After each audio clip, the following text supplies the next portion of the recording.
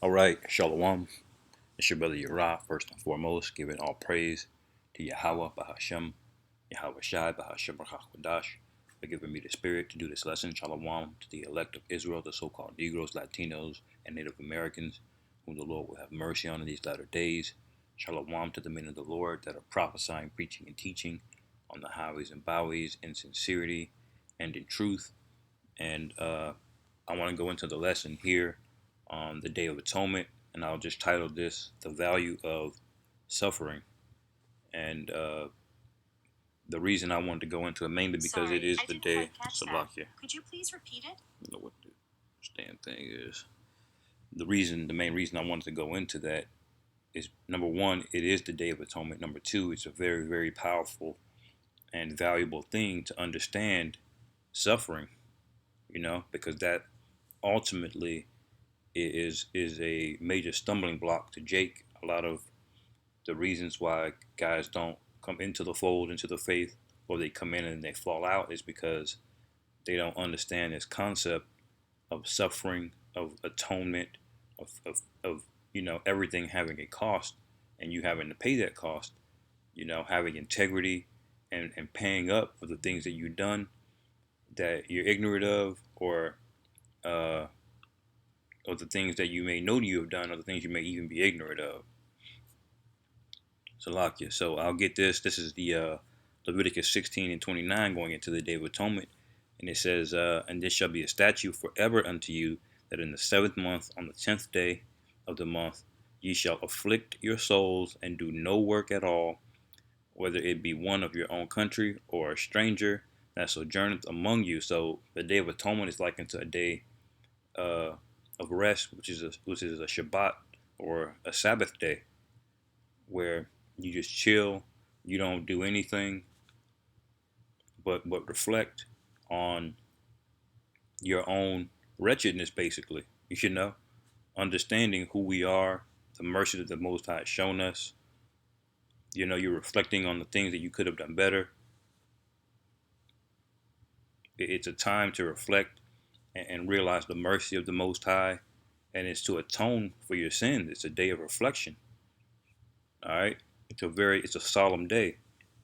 It's not a feast day where you go eat, because we're not to eat at all on this day, because this is a day to afflict our bodies, our souls, to remind us of the value and importance of suffering. That's why it says here, afflict your souls. Now let me get this word afflict.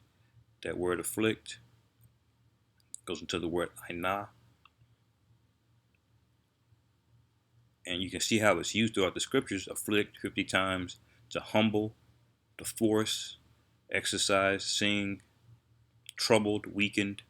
So this is a sign of humility, man. It's to humble ourselves, to be occupied, be busy with, to afflict, to oppress, to humble, to be bowed down. This is necessary for growth. Anybody that is an avid gym goer, that goes to the gym a lot, you know what it takes to get a nice physique. It's a lot of pain, it's a lot of suffering, it's a lot of work and effort. And on the backside of that, you get the reward of being better shape, being healthier, being stronger. That's what this day is, and that's what it represents. Verse 30, it says, "For on that day shall the priest make an atonement for you, to cleanse you, that ye may be clean from all your sins before the Lord Yahweh." So that's the point of this day, man. It's to cleanse it's to humble ourselves, to rid ourselves of all this bad energy around us. You may be struggling with uh, wicked thoughts. Demons might have been jumping on you. That's all from your flesh being overly stimulated with pleasures of this world, or your own wisdom, you know, and this day is set aside to cleanse us of that by suffering, by humility. I'll get this word atonement, because basically that word atonement goes in, it says kapar, it goes into suffering, not suffering, but covering. There's atonement, purge, reconciliation, reconcile, forgive, purge away, pacify, atonement. It says to cover, to purge, make an atonement, make a reconciliation, cover over with pitch. So this is uh, likened to what happened during the Passover when the Lord had us put the blood of the lamb on a post. That was a covering to let the Lord go over us, man.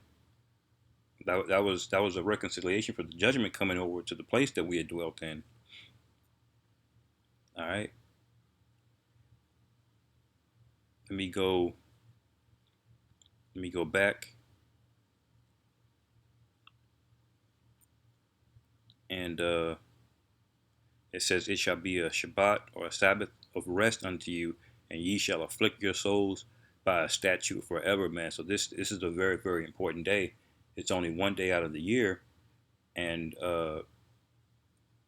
although it's only one day out of the year, it's very very important. It's symbolic of that reminder that as of right now in this kingdom we're not perfect, man, and our flesh needs to be subjugated. It needs to be humbled. It needs to be afflicted. And we need to understand the concept of suffering and endurance. To understand the concept of abstaining from pleasures all the time. You know, it's easy to get locked into a routine where you do this, that's enjoyable, you do that, that's enjoyable every day, and before you know it, you're overstimulated with pleasures. And overstimulation of pleasures is your flesh loves it. You might be in a better mood from here to there, but ultimately your spirit is languishing because your spirit and your flesh are diametrically opposed. You know. Let me move on to James. This is James 5. It says, "Be patient, therefore, brethren, unto the coming of the Lord." Now, the word patient goes into the word suffering. There is no patience unless you're suffering. A lot of people think that being patient means to just wait. Well, waiting doesn't mean just letting time pass by. You have to actively be patient. You have to actively be suffering for something in order for there to be patience. You know, it's just like if you ordered food, and you're hungry, and you're waiting for an hour for it to come. The only reason that it requires patience is because you know that food is coming, and because you're hungry. Now, if you weren't hungry and you didn't know that food was coming, that same amount of time is still passing by, but you're not exercising patience. Why? Because one, you weren't hungry, and number two, you didn't know it was coming. Even though you've been waiting the same amount of time. So patience requires suffering. It requires knowledge of something that's coming. And what is that coming in this scenario? The Lord. The Lord. See, the only brothers that's going to have patience are the brothers that believe on the Lord. There is no patience on waiting on the Lord if you don't believe that the Lord is coming. It says, "Be patient, therefore, brethren, unto the coming of the Lord. Behold, the husbandman waiteth for the precious fruit of the earth, and hath long patience for it." So what does that mean? The husbandman, the Lord, that means he wants the fruit of the earth. He has a desire for it. That's what patience means. He's suffering for it until he receives the early and latter rain. It says, "Be ye also patient, establish your hearts, for the coming of the Lord draweth nigh." So patience is only required if you desire the thing that you're waiting on. All right. Hopefully that's making sense so far. It says James 5:9. It says, "Grudge not one against another, brethren, lest ye be condemned. Behold, the judgment standeth before the door. Take my brethren, the prophets who have spoken in the name of the Lord, for an example of suffering, affliction, and patience." There's that word affliction again, and suffering. Now, if you get that word suffering in the Hebrew, it basically goes back to the word Nathan, which is, if you heard of the prophet Nathan, it means to give, but that word is used for suffering a lot because you are giving in a certain way. So this is it right here. "Who have spoken in the name of the Lord for an example of suffering, affliction, and of patience." That's what the men of the Lord do. We're suffering more than anybody because we're aware of what is. We're aware that we're aware of the kingdom. Now, if you wasn't aware of what we're going to get in the kingdom of heaven, of course you're going to think America is the greatest thing ever. You can go get Wendy's at the drive-through and order Uber Eats or whatever. This kingdom seems like a great deal to you because you don't understand what we're going to get in the kingdom of heaven ultimately. But see, the men of the Lord, they understand what we're going to get, and that's why it requires patience. When you look at this, what we get in this society, man, it's laughable compared to what we're going to get in the kingdom of heaven. And you really see it for what it really is, which is a fancy, uh, a fancy concentration camp. Is what this is, man. One meant to ensnare you in pleasures. It's all run on witchcraft. And ultimately, when you look into it, it says, "Behold, we count them happy which endure." So this is the benefit of it, because we know, just like working out, that endurance, the person that's working out knows what the reward is, even though we can't see it right in front of him, even though it might suck, it might hurt, it might be painful. He knows in the end of it what he's going to get. All right. So it says, "Behold, we count them happy which endure," which is another word of afflicting yourself, of suffering. "Ye have heard of the patience of Job," and Job is a very powerful example of suffering and patience. "Ye have heard the patience of Job, and have seen the end of the Lord, that the Lord is very pitiful and of tender mercy." So this takes me to the next point that I wanted to get into, which is the example that showing patience, having afflicting yourself, suffering, is a characteristic of the Most High. All right, the Most High exhibits this behavior as well, and I'll get that in Isaiah, the first chapter, because the Lord wants us to engage in His ways, to be a part of His ways, which are the ways of life. So although it's suffering, although it's painful, it's a part of growth. He's having us go through all this now in this kingdom, because the next kingdom is going to be unimaginably pleasurable, man. And our body's going to be able to withstand these pleasures without going off and doing the wrong thing. So we don't have that ability right now. So this affliction, this atonement is necessary. All right. So let me give you an example of the Lord, where it says the Lord is pitiful and of tender mercy. And when it says pitiful there, it means he's the one who likes to take pity on not one who's worthy of pity, because we all know He's the Most High. So the Lord is pitiful, meaning He takes pity on us, and of tender mercy. All right. So let's read Isaiah 1, and I'll go down to, I'll try to read this quickly. This is Isaiah 1 and 2. It says, "O hear ye heaven, and give ear, O earth, for the Lord Yahweh hath spoken. I have nourished and brought up the children, and they have rebelled against me." So imagine how it is to have some children who are just rebellious, man. But they're still your children, You still love them, But they're vexing you. That's suffering them, Having rebellious children. It says, "The ox knoweth his owner, but his ass, and the ass his master's crib. But Israel doeth not know. My people doeth not consider. Ah, sinful nation, a people laden with iniquity, a seed of evildoers, children that are corrupters. They have forsaken the Lord Yahweh. They have provoked the Holy One of Israel unto anger. They are gone away backward." So we're provoking the Most High. We're going off. We're doing things, the very things He told us not to do, over and over and over again. It says, "Why should ye be stricken any more? Ye will revolt more and more. The whole head is sick, and the whole heart faint." So the Lord is actually taking mercy on us, because He's justified in doing away with us entirely, even back then, because we broke the covenant. All right, and continue to do so. It says, "From the sole of the feet even unto the head there is no soundness in it, but wounds and bruises and putrefying sores.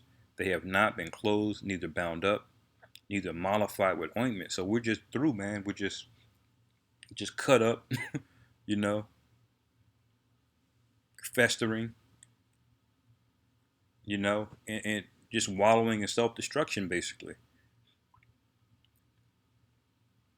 It says, verse 7, your country is desolate, your cities are burned with fire, your land, strangers devour it in your presence, and it is desolate as overthrown by strangers. And the Most High said all these things would happen to us if we didn't keep the law, statutes, and commandments. It says, and the daughter of Zion is left as a cottage and a vineyard, as a lodge and a garden of cucumbers, as is besieged by a city. So there's wickedness and judgment all around us, basically. We're surrounded as if we were in a siege, and we need deliverance. you know. Verse 9, it says, except the Lord Yahweh of hosts had left unto us a very small remnant. We should have been as Sodom, and we should have been like unto Gomorrah. And we all know what happened to Sodom and Gomorrah. The Most High completely destroyed that place, utterly burned it with fire, nothing left.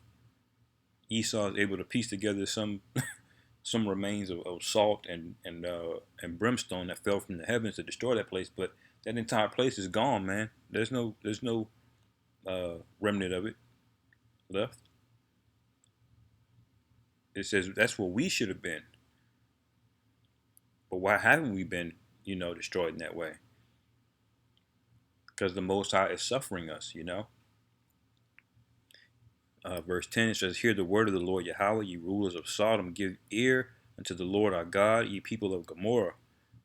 To what purpose is the multitude of your sacrifices unto me, saith the Lord Yahweh? I am full of the burnt offerings of rams and the fat of fed beasts, and I delight not in the blood of bullocks or of lambs or of he goats.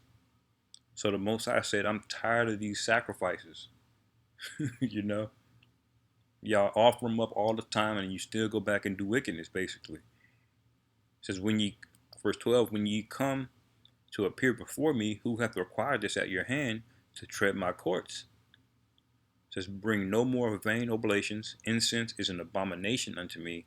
The new moon and Sabbaths, the calling of assemblies, I cannot away with. It is iniquity, even the solemn meeting. So why is the Most High saying he's done with it? He's calling the things that he asks us to do abominations now. Why? Let's read. Verse 14, it says, your new moons and your appointed feasts, my soul hateth. They are a trouble unto me. This is the Most High suffering. This is the Most High taking pity on us, basically, by allowing us to continue to do this. Because ultimately, like, as he said before, we should have been in Sodom and Gomorrah, destroyed. It's just, I am weary to bear them. The Most High is stating that he's weary. He's weary to bear us, all the iniquity of our people. So is this not an example of the Most High giving that same diligence in terms of suffering things as he's requiring us to do on the Day of Atonement? One day where you just remember the importance of afflicting yourself, of humbling yourself, of suffering something for the greater good of something. Sacrifice. And Yahweh Shai was that ultimate example of sacrifice.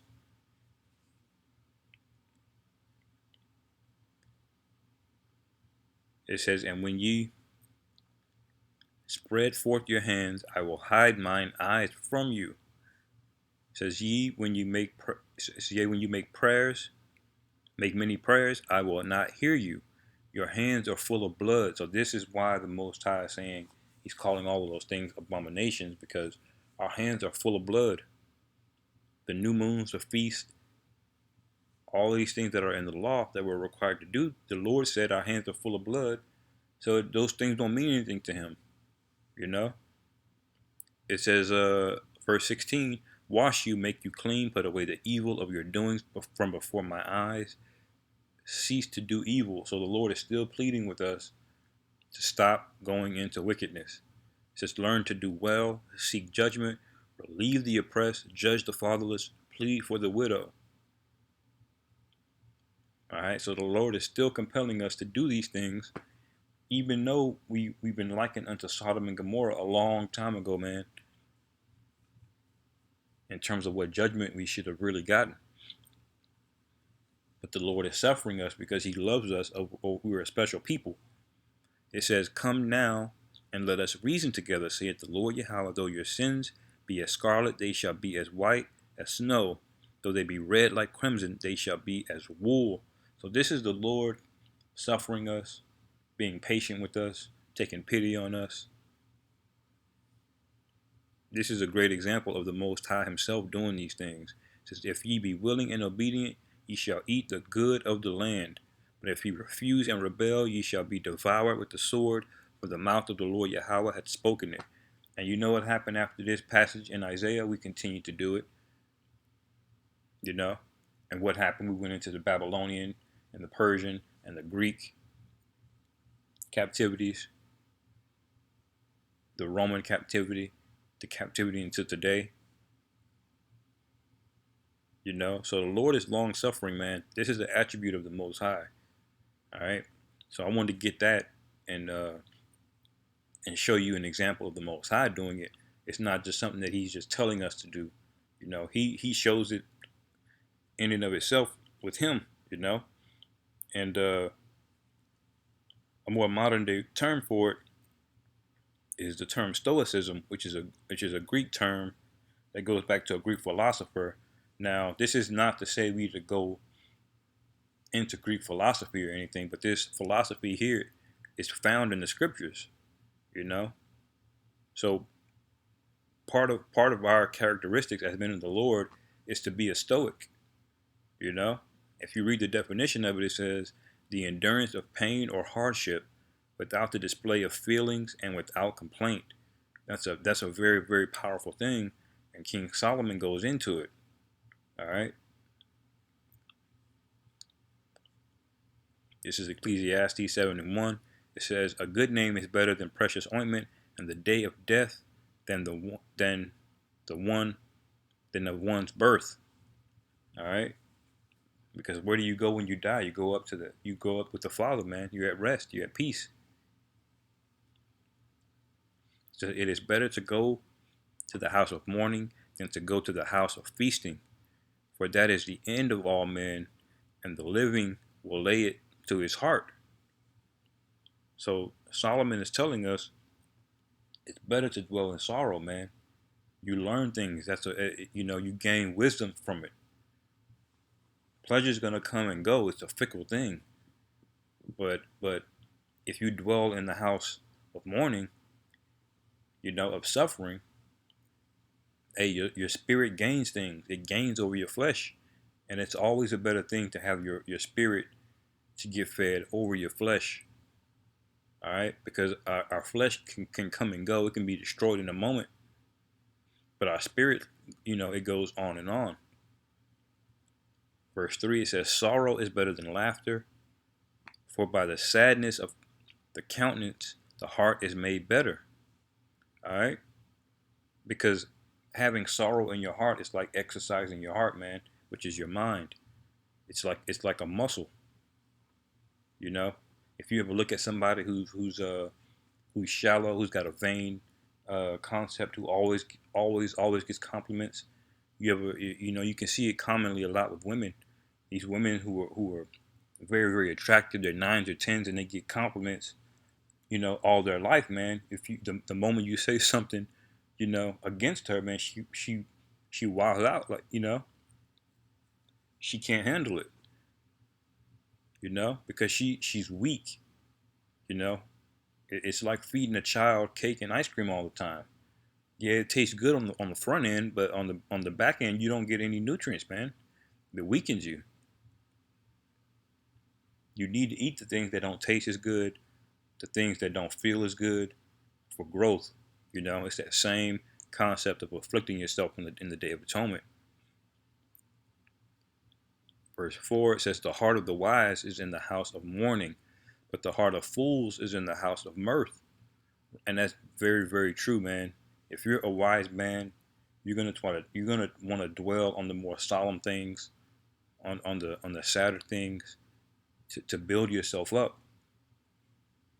It's not that you don't enjoy mirth from time to time, but you can't be wallowing in it all the time. It destroys you. You know. It only gives power over to your flesh, and your flesh is highly addictive to things. You can get addicted to anything in this society, from gambling to sugar to pornography to drugs to social media. Even some people are addicted to shopping. That's how addictive your flesh is. This is why you're not to dwell in the house of mirth, because addiction can get you killed, man. Honestly, being giving yourself, overstimulating yourself with pleasure is a wicked philosophy. And Lord willing, I'll get another lesson on the dangers of pleasure, because there is a danger to it, a very big danger to it. Verse 5, it says, "It is better to hear the rebuke of the wise than for a man to hear the song of fools." So, contrary to popular belief, you have Christians that have the prosperity gospel. They say nothing but good is going to come. All you got to do is put good out, only good. Hey, those guys are going to get you killed, man. They're not building you up. Now, you wonder why you have such weak men in society, because nobody wants to hear the harsh things. Nobody wants to be admonished, because they really don't want to grow. They don't want to do what it takes on the front end to grow their spirit. All right. Verse 6, "For as the cackling of thorns under a pot, so is the laughter of the fool. This is also vanity." All right. So a guy who's always laughing and laughing, he's always in that mirth spirit. It's vain, because that's not the reality of life. There's good and evil in the world. There's good times, there's bad times. And what is more of a danger to you? The bad times. That's why dwelling in that spirit allows you to understand the bad time. It's a hedge against it. You know. Verse 7, "Surely oppression maketh a wise man mad, and a gift destroyeth the heart." So this is why when it said over here, what was that in James? It says it says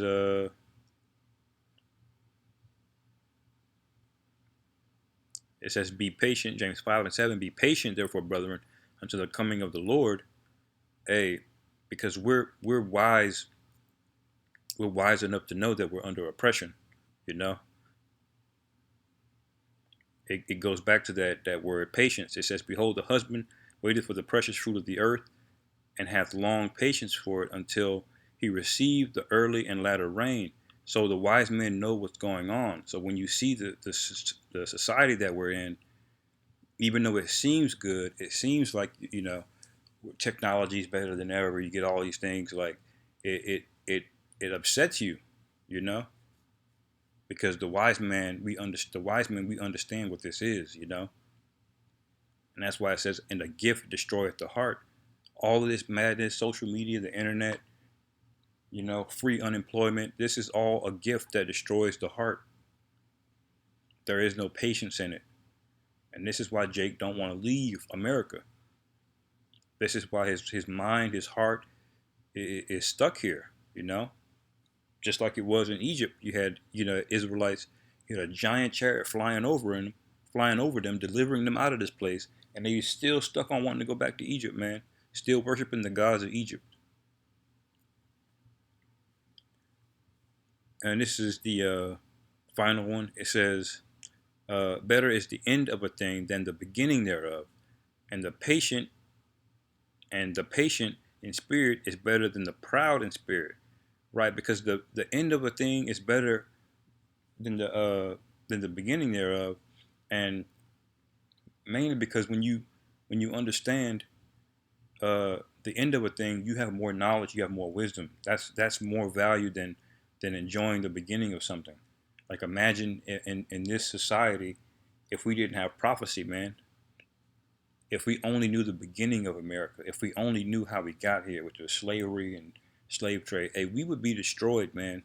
Our faith would be completely and utterly wiped out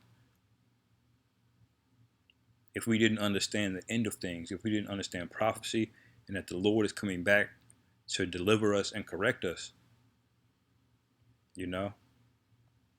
So you can say all you want that the beginning of America allowed us to have all this stuff that we have today. You don't understand the scriptures, you know. So even though people like to like when the party is starting, it's better and more and wiser to understand how the end of something is going to happen. If I'm making sense there, because ultimately, man, it's better to enjoy something when you know how it's going to play out. That's better than enjoying the thing itself. And this is what Solomon was going into. So that's really what this Day of Atonement is about. And I wanted to get that and share that with the brothers. Lord willing, I'll do another lesson on the dangers of pleasure. And hopefully, our brothers were edified. Call halal Yahweh Ba'ashim Yahweh Shai, Ba'ashim Rachakwadash, Wa Abba Babal.